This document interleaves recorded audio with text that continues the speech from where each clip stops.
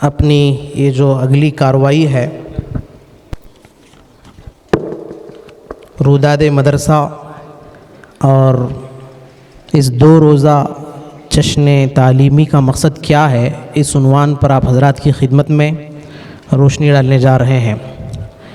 الحمدللہ بعزتہ وجلالہ تتم الصالحات، یا رب لک الحمد کما ينبغی لجلال وجہک ولعظیم سلطانک، یا رب لک الحمد والشکر فی الاولی ولک الحمد والشکر فی الآخرہ ولک الحمد والشکر من قبل ولک الحمد والشکر من بعد وآناء اللیل واطراف النہار وفی کل حین ودائما وابدا۔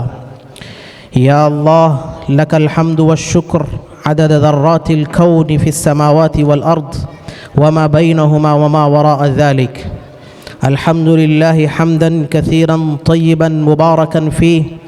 مباركا عليه كما يحب ربنا ويرضى، والصلاة والسلام على سيدنا وحبيبنا وإمامنا وقدوتنا محمد العربي صلى الله عليه وعلى آله وأزواجه وذرياته وأهل بيته أجمعين، أما بعد۔ گرامی قدر ناظم مدرسہ بیت العلوم اور مدرسہ بیت العلوم کے اساتذہ اور مہمانان اعظام، آج کا یہ دن، آج کا یہ جشن، آج کی یہ تاریخ، آج کی یہ محفل، آج کے یہ لمحات، آج کے یہ مہمان اس مدرسہ بیت العلوم زندگی کی تاریخ میں سنہرے الفاظ سے لکھے جائیں گے، اور جب تک اللہ چاہے گا تب تک یہ ایام یادگار رہیں گے، کیونکہ یہ جشن تعلیمی مدرسہ بیت العلوم زندگی کے 25 سال مکمل ہونے پر منعقد کیا جا رہا ہے۔ اساتذہ کرام اور مہمانان اعظام، اس 25 سالہ جشن تعلیمی میں آپ تمام حضرات کی تشریف آوری پر ہم اپنی سرزمین میں آپ تمام کا استقبال کرتے ہیں، خیر مقدم کہتے ہیں،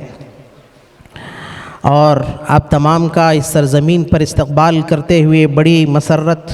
و عزت محسوس کر رہے ہیں۔ آپ حضرات علم و ادب اور دعوت و فکر کے امین ہیں۔ اتنی بڑی تعداد میں آپ حضرات کے اجتماع کی تمناؤں میں ہم نے کتنی ہی بے قراریوں کی کروٹیں بدلی ہیں، اور آج جب کہ وہ آ پہنچا ہے، استقبال کی خاطر ہماری آنکھیں ہی نہیں بلکہ دل فرش راہ ہے۔ خوش آمدید وہ آیا ہماری چوکھٹ پر، بہار جس کے قدم کا طواف کرتی ہے۔ حضرات، اگر آج آپ علماء و صلحاء کی آمد مدرسہ حاضہ میں معزز مہمانوں کی شکل میں طالع و نظر افروز ہوئی ہے تو مجھے کہنے دیجئے یہ ہمارے 25 سالہ سوالوں کا جواب ہے، یہ ہماری تمناؤں اور آرزوؤں کا ظہور ہے، ہماری فریادوں اور التجاؤں کی قبولیت ہے، ہمارے لیے ما تشتہیہ الانفس و تلذ الاعین کی تفسیر ہے، اور یقیناً ہماری امیدوں کے قدیم خواب کی تعبیر ہے۔ ھذا تأویل رؤیای من قبل قد جعلھا ربی حقا، یہ میرے پہلے خواب کی تعبیر ہے، میرے پروردگار نے آج اسے سچا کر دکھایا ہے۔ معزز مہمانان کرام، آپ تمام کا تہ دل سے شکریہ ادا کرتے ہیں کہ آپ نے ہماری حوصلہ افزائی، دل دہی کے لیے اپنی قیمتی اوقات کی قربانی دی، اور ہماری مخلصانہ و حقیر سی دعوت کو شرف قبولیت سے نوازا اور جلسے کو زینت بخشی۔ اس موقع سے شریک بزم ہونے والے دیگر تمام مہمانان اعظام کا شکریہ ادا نہ کریں تو یہ شاید بہت بڑی خود غرضی اور احسان فراموشی ہوگی کہ انہوں نے نہ صرف ہماری دعوت پر لبیک کہا بلکہ اس بزم آرائی کے لیے حتی المقدور اعانت بھی کی اور یہاں تک تشریف لانے کی زحمت گوارا فرمائی۔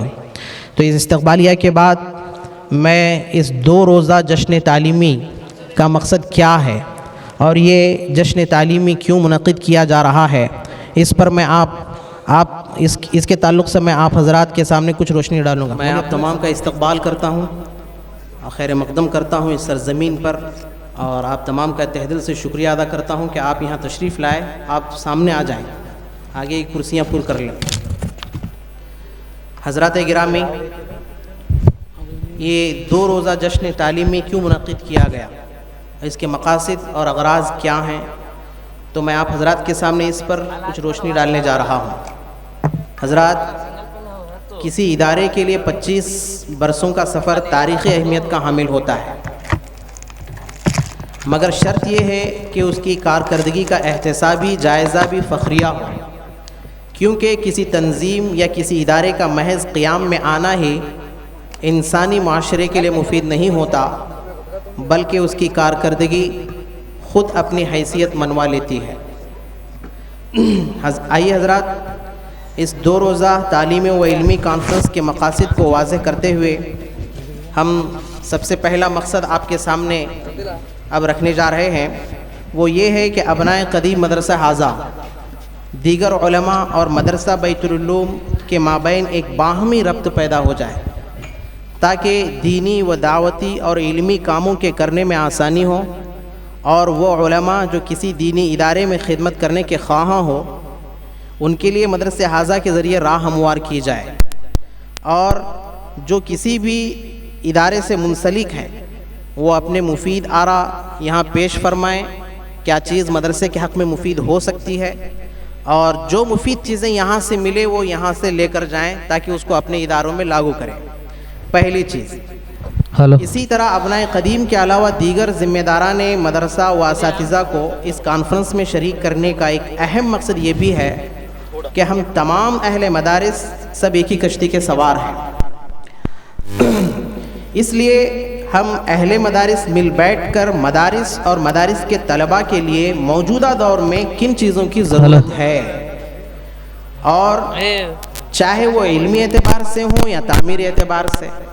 اور دور حاضر میں مدارس کا کیا کردار اور رول ہے موجودہ وقت میں، ان امور پر سیر حاصل بحث کرنے کی ایک مخلصانہ کوشش کی گئی ہے، تاکہ تمام اہل مدارس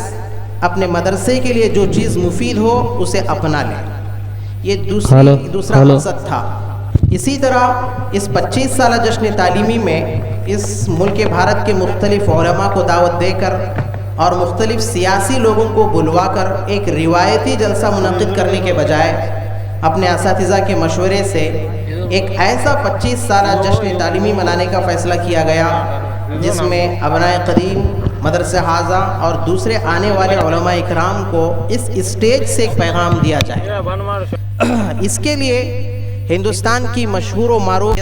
استاد محترم ناظم دارالعلوم ندوۃ العلماء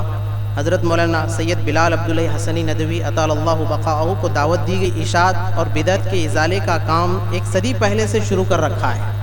اور جن کے انوار برکت ملک میں ہر جگہ نمایاں ہیں۔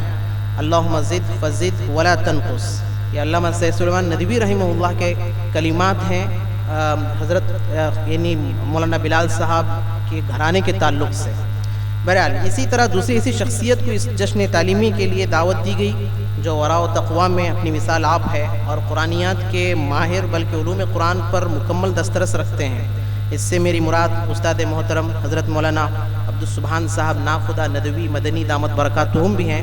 آپ بانی مدرسہ مولانا حضرت مولانا محمد ایوب صاحب ندوی بھٹکلی کے شاگرد بھی ہیں۔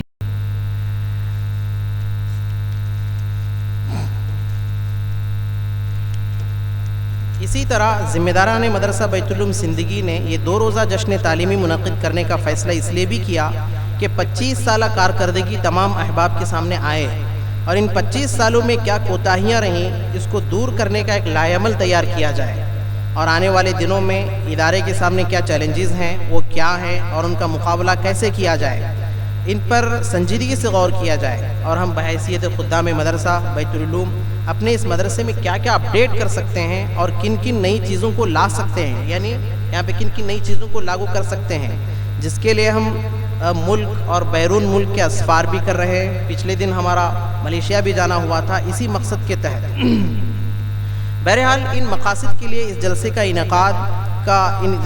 انعقاد کیا جا رہا ہے تاکہ اس پر سنجیدگی سے غور کیا جائے، جس میں آپ کے مفید آراء و مشوروں کی بھی سخت ضرورت ہے۔ اس لیے جو فیڈ بیک فارم یعنی تاثراتی فارم آپ کے ہاتھوں میں ہے یا آپ کے فائل میں جو ہے اس فیڈ بیک فارم آپ کے جو ہاتھوں میں اس کو آپ اپنے مفید آرا سے پر کریں تاکہ ان تاکہ ذمہ داران مدرسہ آپ کے ان مشوروں پر سنجیدگی سے غور کرے. پھر جو رائے مشورہ پھر جو رائے ہو یا مشورہ مدرسے کے حق میں مفید ہو اسے عملی جامہ انشاءاللہ پہنایا جائے گا. اور یہ فیڈ بیک کاپی یعنی تاثراتی فارم انشاءاللہ آپ لوگوں سے کل لے لیا جائے گا. ان امور کے ساتھ ساتھ اس مدرسہ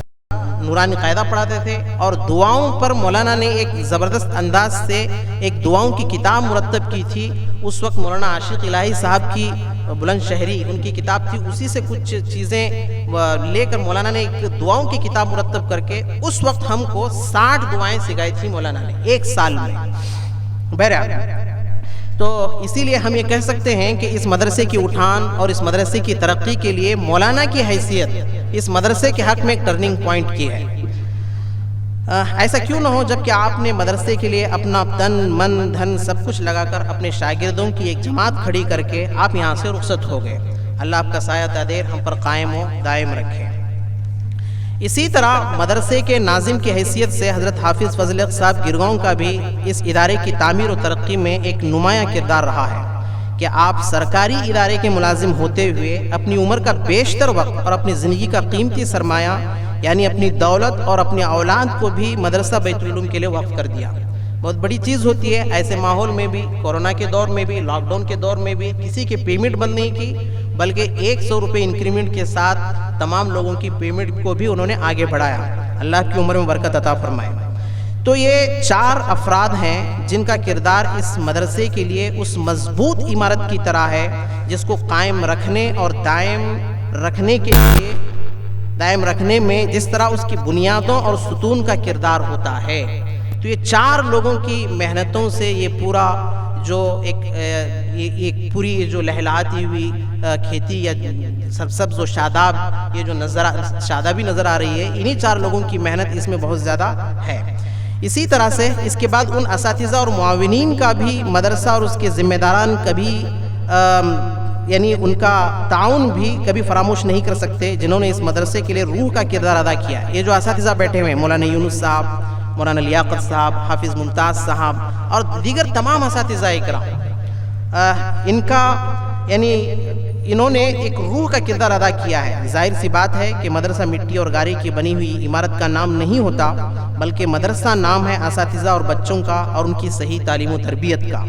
یقیناً اساتذہ بیت العلوم نے اپنی یہ ذمہ داری بحسن و خوبی انجام دی. اللہ تعالیٰ آپ تمام کو دنیا و آخرت میں اچھا رکھے اور اس کا اچھا بدلہ بھی عطا فرمائے. آمین یا رب العالمین. اب اس کے بعد یعنی مدرسے کے تعلق سے کچھ رودات میں آپ کے سامنے پیش کرتا چلوں کہ بہرحال یہ رودات کی ایک پہلی قسط تھی. اب اس مدرسے کو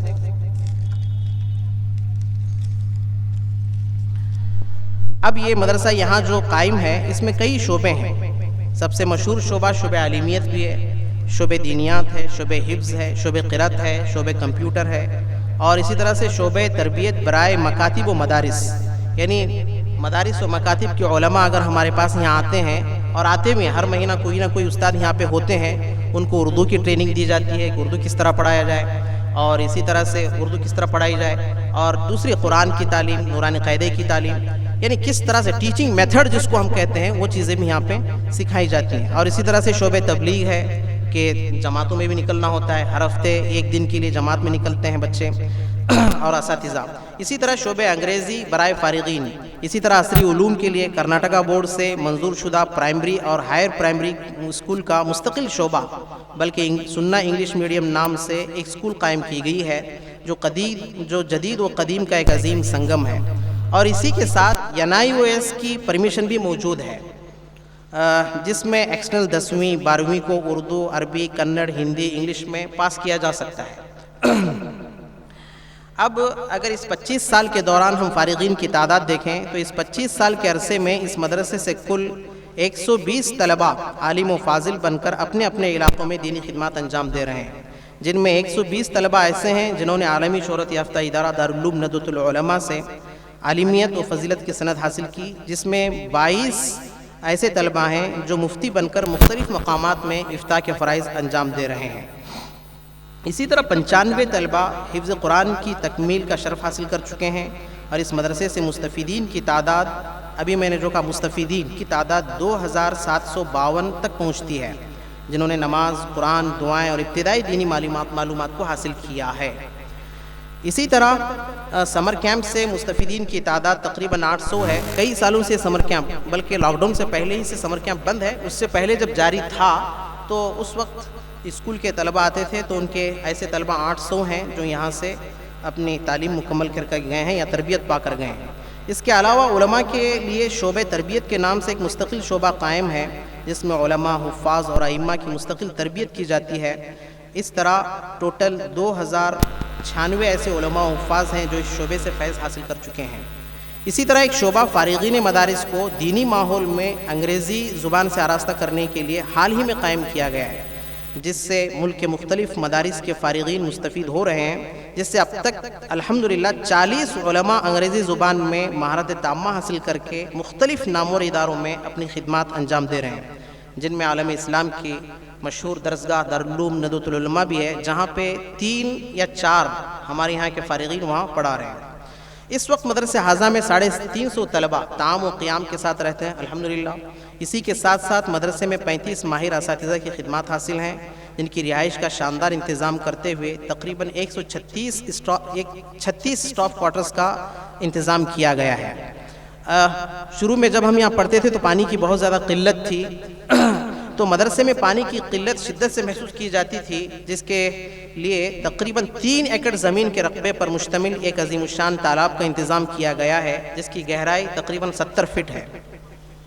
اسی مدرسہ حاضہ میں 2 اسمارٹ کلاس کا انتظام کیا گیا ہے، جس میں طلباء کو قرآن و حدیث، فقہ و ادب اور تمام زبانوں کو لیٹسٹ یعنی جدید طریقے سے تعلیم دی جاتی ہے، اور اس کے ساتھ ساتھ طلباء کی تحریری و تقریری صلاحیتوں میں اضافہ کرنے کے لیے عربی، انگریزی، اردو، کنڑ مختلف زبانوں کی مختلف انجمنیں اصلاح اللسان و بزم اقبال کے نام سے منعقد کی جاتی ہیں۔ اسی طرح طلباء کو فزیکل اعتبار سے فٹ رکھنے کے لیے ایک وسیع و عریض میدان کا بھی انتظام کیا گیا ہے، جن میں طلباء ورزش اور دوسرے کھیلوں کے ذریعے سے اپنے آپ کو فٹ رکھتے ہیں۔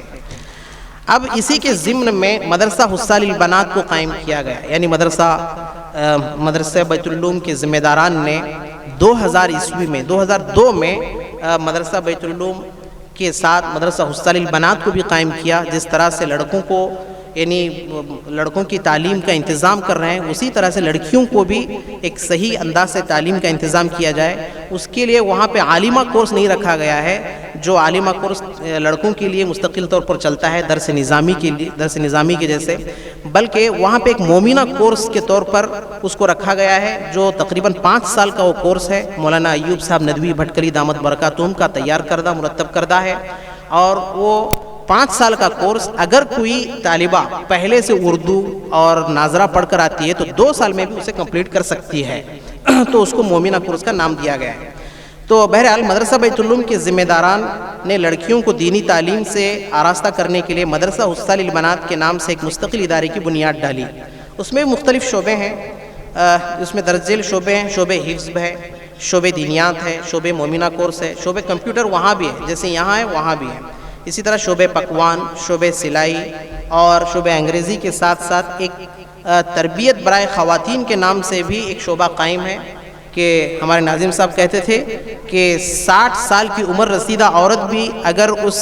ادارے میں آ کر یعنی ہمارے حصال البنات میں آ کر اپنی نماز وغیرہ درست کرنا چاہتی ہے تو ان کو بھی اجازت ہے، وہ آ کر اپنی نماز وغیرہ درست کر سکتی ہیں، تو یہ شعبہ بھی قائم ہے، جس سے تقریباً 5000 خواتین ابھی تک آ کر اس سے مستفید ہو چکی ہیں الحمدللہ۔ اس میں فارغات کی اگر لسٹ دیکھی جائے تو 17 طالبات حفظ قرآن مکمل کر چکی ہیں،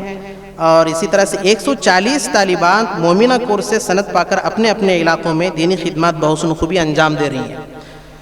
اس کے ساتھ ساتھ طالبات کے لیے انگلش میڈیم میں 10ویں تک کی تعلیم کا مکمل انتظام کیا گیا ہے، جو کہ کرناٹکا بورڈ سے منظور ہے۔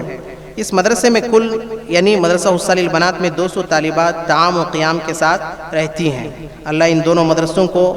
خوب ترقیوں سے نوازے اور ہر طرح کے شر سے ان کی اور ان کے ذمہ داران اور ان کے متعلقین کی حفاظت فرمائے، آمین یا رب العالمین۔